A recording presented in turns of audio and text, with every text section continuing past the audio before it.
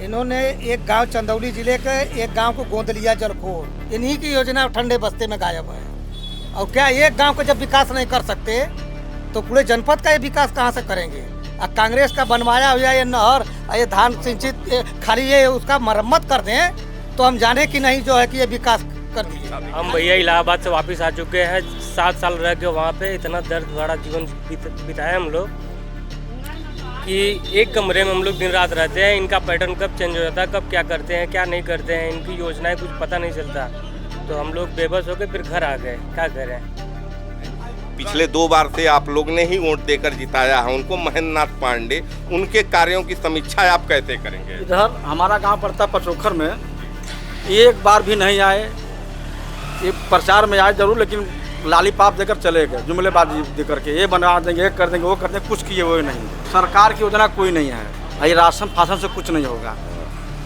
रोजगार चाहिए हम लोगों को, रोजगार। सिलेंडर मिला वो सब भूसौल में फेंक दिया गया। इसका कारण क्या है? आपका मतलब 1200-1300 में कौन भराएगा। गरीब को आप बांट दिए फ्री में, पैसा कहाँ से आएगा। बेरोजगार है, बेरोजगार होने के लिए पूरा जिम्मेदार बीजेपी गवर्नमेंट है। मुद्दा तो रहेगा रोजगार, महंगाई दोनों। रोजगार के लिए विशेष मुद्दा रहेगा, क्योंकि अगर इन्होंने सही से वैकेंसी निष्पक्ष से और समय से कराई होती तो आज मेरा हो गया होता। और आने वाले फ्यूचर में मुझे उम्मीद नहीं है, क्योंकि 32 एज हो चुकी है और उसके बाद मैं इसी तरह प्राइवेट जॉब में ही धक्के खाता रहूँगा। महेंद्र नाथ पांडे का मतलब यहाँ पर कराया हुआ कोई भी काम जो आपको लगे बहुत सा काम है उनका है कि हम गिनती नहीं कर सकते। बहुत सा काम है उनका यहाँ पर चंदौली के लिए। भारी उद्योग मंत्री हैं, एक उद्योग का नाम जो चंदौली में स्थापित हुआ। कोई उद्योग तो नहीं लगा है, लेकिन सड़कें और व्यवसाय यहाँ पे विकास हुआ है। इंडस्ट्रियल एरिया का विकास हुआ है। कार्य पूरा चालू हुआ है, अभी कार्य पूरा हुआ नहीं है।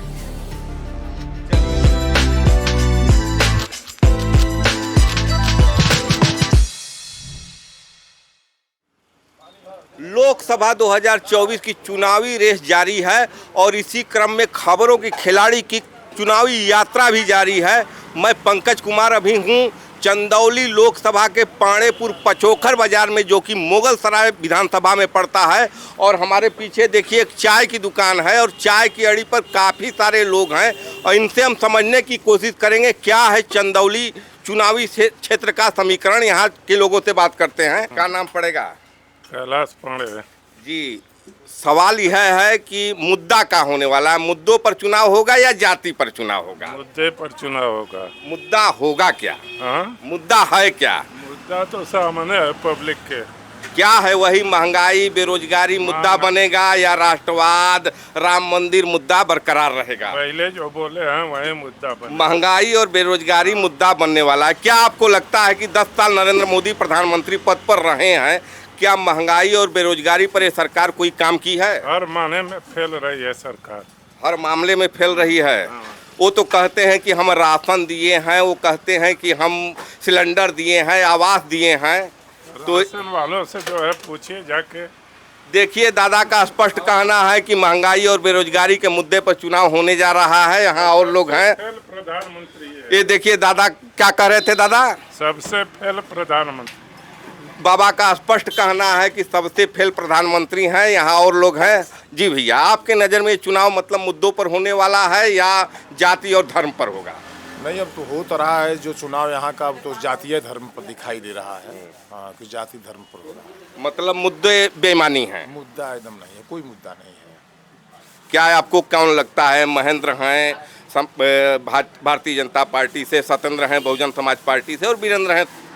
लड़ाई त्रिकोणात्मक होगी या आमने सामने की? लड़ाई महेंद्र पांडे और वीरेंद्र पांडे का आमने सामने। वीरेंद्र सिंह के बीच में कौन, मतलब क्या लगता है कि कौन, मतलब कि 20 है कौन 19 है? नहीं, आपका गठबंधन चुनाव जीतेगा या बीजेपी चुनाव हारेगी? यहाँ मतलब बीजेपी चुनाव हारेगी। और लोग हैं पीछे, उनसे भी बात करते हैं। यहाँ के बाबा मिले तो बाबा कहें कि नहीं मुद्दों पर चुनाव होगा। और अब भाई साहब का स्पष्ट कहना है कि जाति और धर्म पे चुनाव चल रहा है। और लोग हैं। क्या नाम है आपका भैया? हाँ, क्या मतलब क्या लगता है चुनाव? हाँ, चुनाव वीरेंद्र सिंह जीत रहे हैं। वीरेंद्र सिंह चुनाव जीत रहे हैं।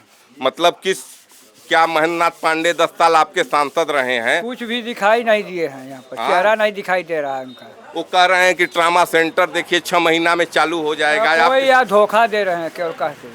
हाँ, कुछ भी नहीं किए हैं। सरकार 10 साल से नरेंद्र मोदी की रही है, आप संतुष्ट हैं?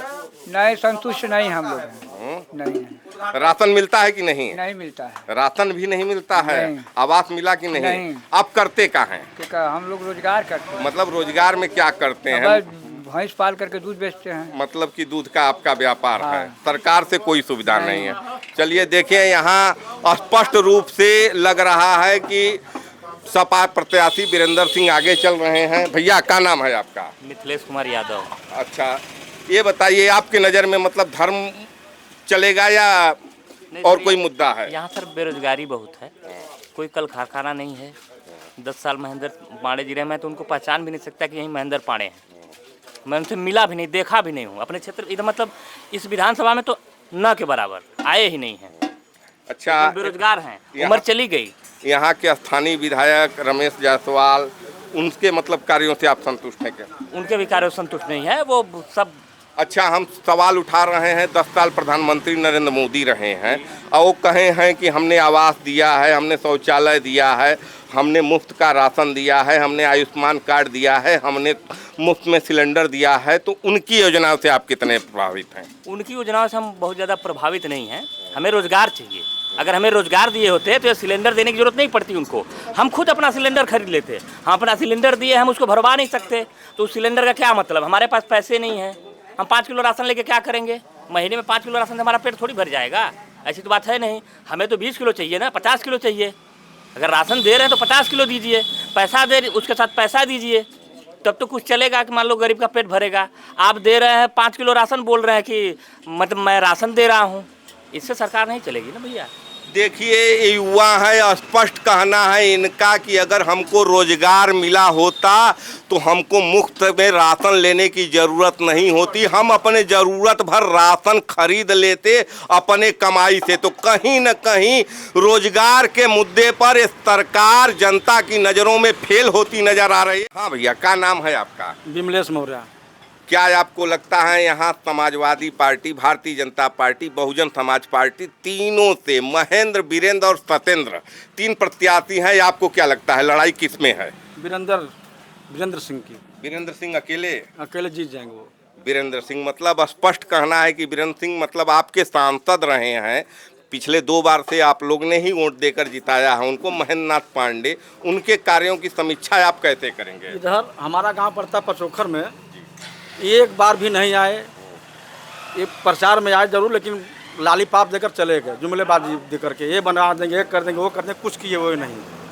चलिए, आपके गांव में नहीं आए, लेकिन सरकार की योजनाएं आपके गांव में आई या नहीं? सरकार की योजना कोई नहीं है। ये राशन फाशन से कुछ नहीं होगा। रोजगार चाहिए हम लोगों को, रोजगार। स्पष्ट जनता का कहना है कि राशन एक लॉलीपॉप है, जनता को रोजगार चाहिए। जनता कहीं न कहीं अपने मुद्दे पर वोटिंग करने के लिए तैयार है। 1 जून को चंदौली में वोटिंग होगी, 4 जून को प्रत्याशियों के किस्मत का फैसला होगा। यहाँ का परिणाम क्या निकलेगा? और लोग हैं और लोगों से हम बात करने की कोशिश करते हैं, लेकिन हम जिस पांडेपुर बाजार में हैं, यहाँ विभिन्न जातियों के, विभिन्न संप्रदायों के लोग बैठे हैं, लेकिन सबका स्पष्ट मानना है कि रोजगार के मुद्दे पर चुनाव होना चाहिए, महंगाई के मुद्दे पर चुनाव होना चाहिए। लेकिन ये चुनाव कहीं न कहीं जो हमारी पार्टियां हैं जाति और धर्म करने पर तुली हुई हैं। विभिन्न तरह के बयान आ रहे हैं। पूरे चुनाव में 3 चरण के बाद बयानों की झड़ी लगी हुई है, हर नेता बयानवीर बना हुआ है। और लोग हैं यहाँ पर और लोगों से हम बात करना चाहेंगे। देखिए, यहाँ भाई साहब हैं, चाय की दुकान कर रहे हैं और काफ़ी देखिए सरकार फालतू के जेल में डाल दिया। ऐसा कुछ नहीं है कि अरे वाह, अरे ये देखिए यहाँ आम पब्लिक शायद कुछ डरी हुई है, बोलने से कतरा रही है। देखिए पीछे एक युवा है, इनसे बात करेंगे। क्या नाम है भैया आपका? अशोक कुमार नाम। अशोक जी, आपकी उम्र क्या होगी? हमारी उम्र 32 है। 32 है, मतलब एक तरह से आप मुहाने पर हैं नौकरी अब न पाने की, मतलब कि पढ़े लिखे हैं कि नहीं? बिल्कुल पढ़े लिखे हैं। नौकरी बेरोजगार हैं, बेरोजगार होने के लिए पूरा जिम्मेदार बीजेपी गवर्नमेंट है। देखिए, बेरोजगार है मतलब आपकी स्टडी क्या हुई है? हम डी फार्म किए हैं फार्मासिस्ट के लिए। अभी वैकेंसी आई थी 2021 में 17,000 वैकेंसी आई थी और 1 महीने के अंदर उन्होंने फॉर्म निकाला। फॉर्म निकालने के बाद एग्ज़ाम भी करा लिया, रिजल्ट 6 महीने बाद दिया। 2 साल पूरे हो गए, उसके बाद उसकी वैकेंसी कंप्लीट कराई गई, मेरा उसमें वेटिंग में है। और 17,000 की वैकेंसी में इन्होंने केवल 8 से 10,000 लोगों का पोस्ट किया और बाकी जो 4 डिपार्टमेंट में लड़के भरे थे सबको एक जगह पोस्ट मिली और बाकी 3 जगह पोस्ट बच्चे छोड़ दिए। लगभग मिला के 7 से 8 हज़ार वैकेंसियाँ खाली हैं। उसको कराते कराते मतलब ये आचार संहिता आ गई, लेकिन वो कंप्लीट नहीं हुआ।